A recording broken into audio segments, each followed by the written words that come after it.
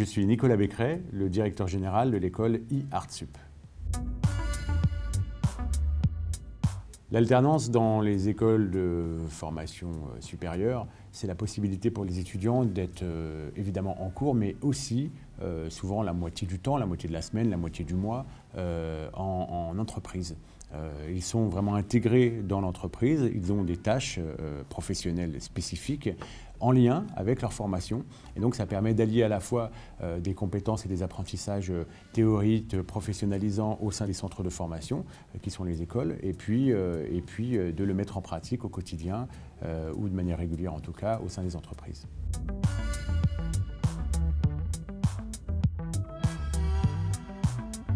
Jusqu'à maintenant, il y avait deux types de contrats en alternance, le contrat d'apprentissage et le contrat de professionnalisation. Sans rentrer dans les détails, il fallait être CFA pour faire le contrat d'apprentissage, centre de formation d'apprentis, et puis le contrat de professionnalisation était ouvert à tout le secteur privé. La loi est en train de changer, les règles d'accès à la formation professionnelle sont en mutation, avec une date prévue au 1er janvier 2021 pour une transformation totale, et donc le contrat de professionnalisation ne va plus exister sous sa forme. Tous les organismes de formation, toutes les écoles vont proposer, pour si elles le souhaitent, des contrats d'apprentissage.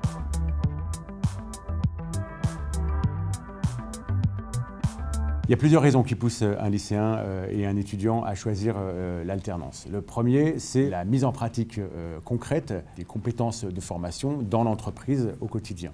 Donc ça motive, ça rend concret justement les apprentissages. La deuxième, c'est le financement. Quand on est en alternance, on a un organisme de financement qui s'appelle les OPCO aujourd'hui, qui prennent en charge la formation. Donc l'école n'est pas payante, elle est payée par les branches professionnelles et les étudiants sont payés. Donc on est responsabilisé, on est payé et on continue à apprendre. Et puis il y a une troisième raison qui est l'emploi. Souvent, en tout cas c'est le cas à e-Artsup, on a plus de la moitié, des 3/4 des étudiants qui à la fin de leur contrat pro, de leur alternance, se voient proposer un emploi dans l'entreprise dans laquelle ils ont été accueillis.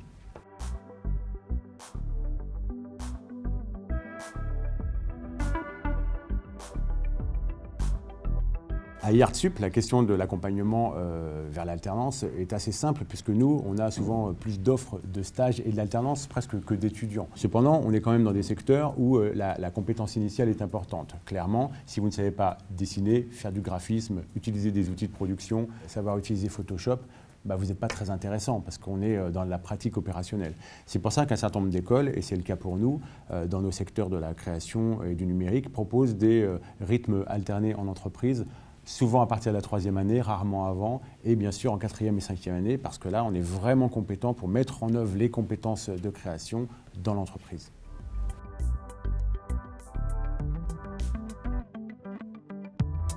Le rythme des étudiants en alternance à e-Artsup varie en fonction des métiers auxquels on forme. Ça peut être un rythme d'une semaine en cours, 3 semaines en entreprise, comme un rythme plus régulier qui est aussi beaucoup apprécié par les entreprises d'autres secteurs, qui consiste à être 3 jours en entreprise et 2 jours en cours.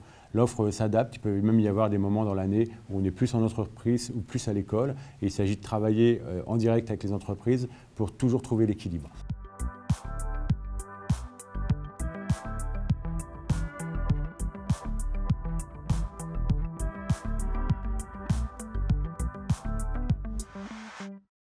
Quand on est déjà à Bac+2, 3, 4, 5, évidemment, là, on nous confie des tâches et souvent, à partir du second cycle, des Bac+4 et 5, vraiment, les étudiants sont considérés comme des salariés en activité. Et bien souvent, dans les entreprises, les étudiants me le disent eux-mêmes, leurs collègues oublient qu'ils sont aussi étudiants et donc ils ont des charges de travail conséquentes, réelles, et puis une mise en application vraiment intéressante de tout ce qu'ils ont appris à faire et ce pourquoi ils suivent la formation.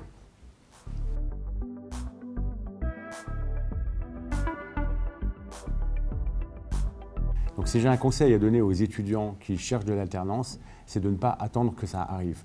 Quand on va vers l'entreprise, et c'est le cas pour tous les salariés, il faut présenter ce qu'on sait faire, montrer sa détermination et montrer qu'on connaît et qu'on a envie de travailler avec les gens que l'on rencontre.